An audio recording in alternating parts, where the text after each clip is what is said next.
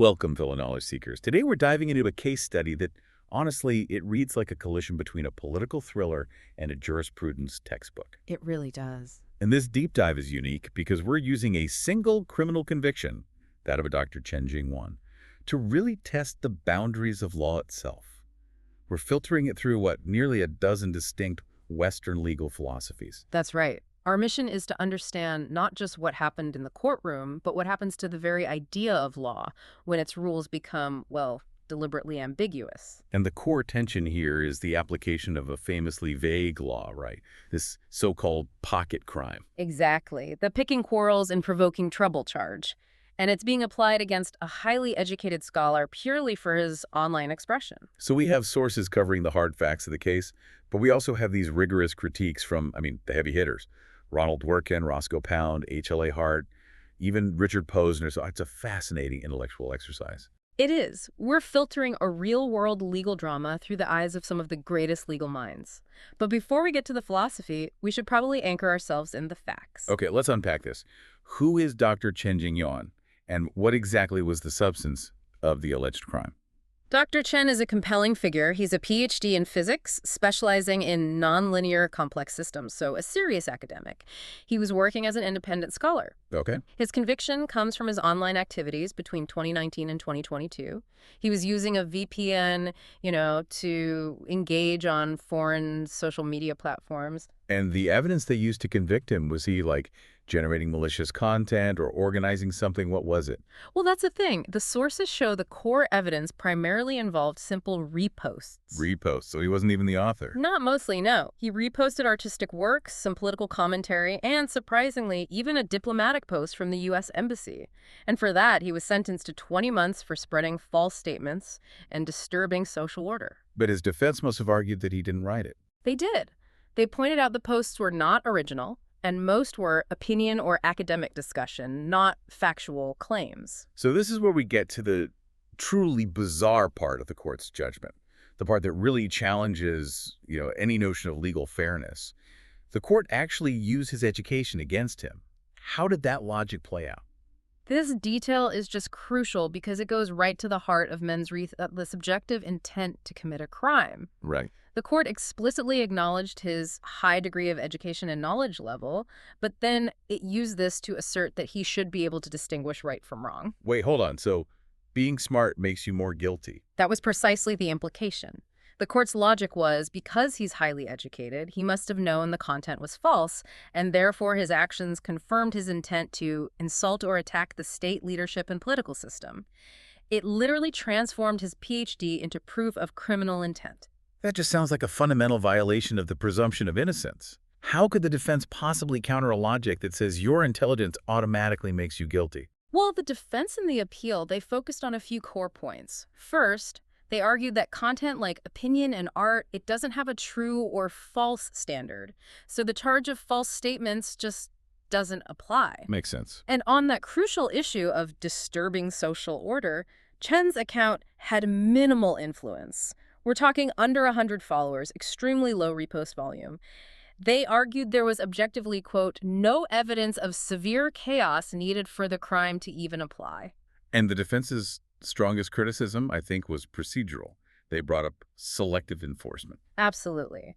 They pointed out that the justice system pursued him, a scholar with almost no influence, while the original authors of the content and, millions of other users who saw or shared similar material, they were completely ignored. Wow. They called the case a zero evidence launch and argued it amounted to malicious fabrication, suggesting the law just wasn't being applied equally at all. And that critique, it sets the stage perfectly for our philosophical deep dive. It really does. So let's start with those big questions of justice and morality. And we have to begin with Ronald Dworkin, the philosopher who argued that law is not just a rule book, but a moral system. Exactly. Dworkin's whole idea is that law is a system where principles like justice, equality, dignity are paramount. And his core concept, rights as trumps, means that your personal rights have to override policy goals, like maintaining public order. So if we look at this judgment through Dworkin's lens, where did the court fail to provide, as he would say, the best moral interpretation? The sources argue the court rejected Dworkin's core thesis entirely. It prioritized this vague, abstract, goal public order over the fundamental right to dignity and freedom of expression. Right. Dworkin demands law as integrity, which means judges have to interpret the law to get the most principled result possible by using a subjective standard, his education level, to prove intent and silence expression. The Judicial Act was just morally indefensible by Dworkin's standard. I can hear a counter-argument, though. Couldn't someone say, look, public order is a valid goal, and Dworkin's focus on rights is just too idealistic? And that's the exact friction Dworkin addresses. He'd say that if you let vague goals like that routinely crush individual rights, the system stops being an empire of law. It just becomes an arm of state policy. Rights, by their very definition, have to be protected even when it's inconvenient. Okay, let's connect this to the broader natural law tradition, that foundational idea that lex injusta non est lex in unjust law is no law at all. The natural law critique would focus on the failure of rationality. The sources highlight that the conviction failed this test by using non-rational criteria. Law has to be rooted in reason. And presuming criminal intent based on his education is not rational. Not at all. It's a non-falsifiable subjective leap that violates basic logic. And the lack of clarity in the law itself is also a natural law failure. Lon Fuller, a procedural natural lawyer, he argued that a law has to be clear enough for people to actually obey it. So if you can't tell where the line is, you can't be expected to follow the rule. Exactly. By mixing up opinion and art with false information, the law becomes impossible to obey. Fuller would say this verdict just violates the inner morality of law. Okay, this is where it gets really interesting for me. Because even if we take the moral critique off the table and we just focus on law as a structured, value-neutral system of rules, like the positivist do-do, the sources suggest the structure even held up.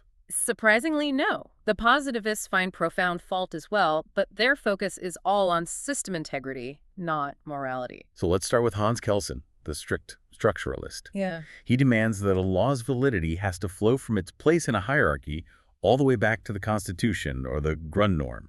Right. Kelsen demands that a judicial decision has to be derived logically from those higher norms, and the sources imply a huge failure here. How so? The judgments seem to rely on upper leadership instructions and political criteria, like the charge of attacking the political system over explicit, traceable legal norms. This suggests a total breakdown of the normative hierarchy.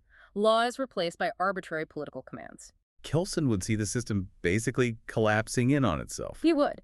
And then you have H.L.A. Hart, who was a bit more flexible. He acknowledged that all legal language has an open texture, an inherent vagueness. But he still had his limits. Oh, absolutely. Hart insisted that while some vagueness is inevitable, the rule of recognition, the rule that tells you what actually counts as valid law, has to stay clear and objective. The pocket crime just suffers from extreme open texture. It gives judges way too much discretion. And the sources have a really powerful anecdote that illustrates this, right? Involving the prosecutor. Yes.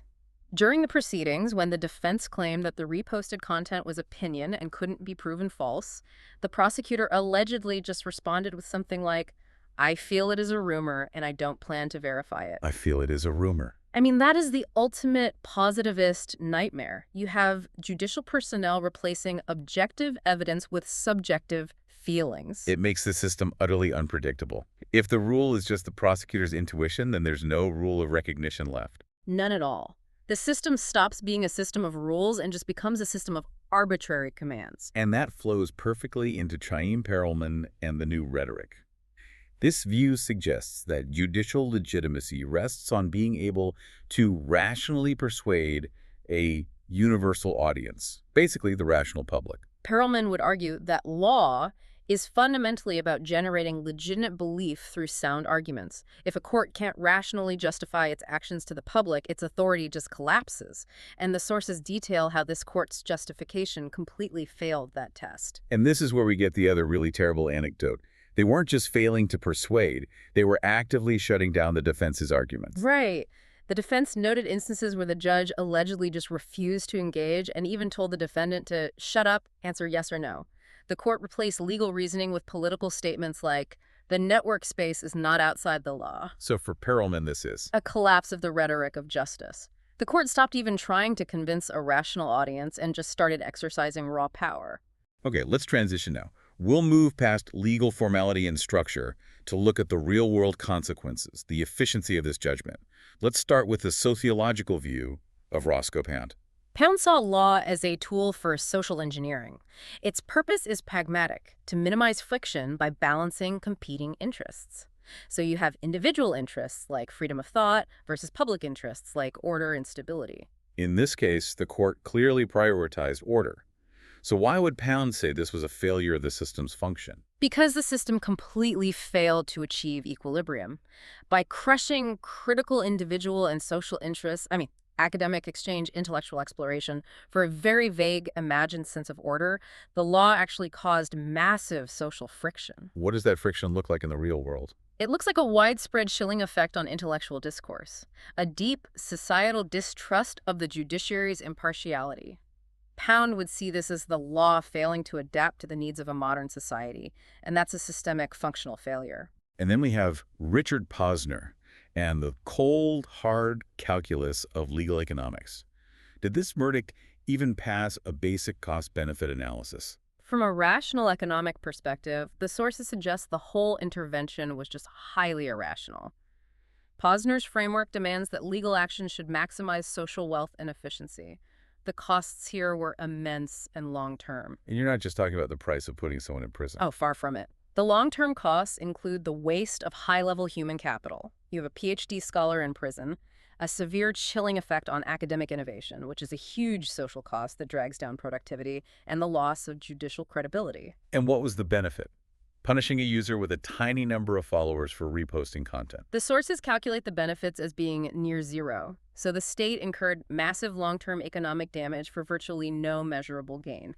Posner would just conclude the whole thing was economically irrational and inefficient. That economic analysis is a powerful bridge to our final two critiques from the historical and critical law traditions. They look at the law's origins and its political function. Absolutely. Carl von Savigny from the historical school, he saw law as something that evolves organically from the spirit of the people. He would have critiqued the violent and unnatural application of this pocket crime. How so? Well, the picking quarrels charge was historically designed for, street brawls, actual physical violence, fistfights, verbal assaults in public. Savigny would say that transplanting a law meant for physical disruption onto the realm of digital thought and academic opinion.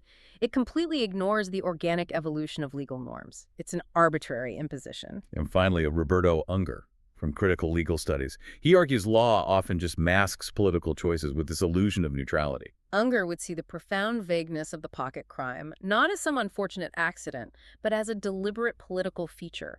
That vagueness is exploited as an instrument of control.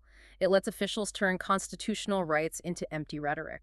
So he would see this conviction as? He would conclude that the conviction of Dr. Chen just confirmed that the law, in this instance, served purely as a tool of ideological maintenance. It was about prioritizing obedience over justice. So, after all that, what does this all mean? We've seen that whether you evaluate this verdict based on moral principles, like Dworkin and Fuller, Or systemic logic, like Hart and Kelsen. or even social consequences like Pound and Posner, the consensus across all these diverse sources is that the law, in this instance, just failed. Fundamentally, it wasn't predictable, and it wasn't efficient. The sheer volume and really the consistency of the philosophical critiques are remarkable. This whole deep dive reveals a fundamental, almost existential tension. Is the purpose of law to serve as a moral guide, demanding integrity? Right. Or is it just a political instrument that has to operate effectively, even if that means being arbitrary? And the scholar himself, Dr. Chen, he highlighted these very failures in his own self-defense letters. He argued that the true spirit of the law demands rational debate and proof, not just command. Which brings us to a final provocative thought for you, the listener. The tragedy here might not just be the conviction of one scholar. The critique suggests the greater crisis is in the system's loss of its own identity. And you have to remember Dworkin's powerful warning. When the state forgets this, the law is no longer an empire of justice, but a tomb of power. So if a legal system compromises its soul, if it loses its rational foundation, how long can its empire really stand? It's something to think about as you navigate the complexities of information control and personal liberty in our modern age.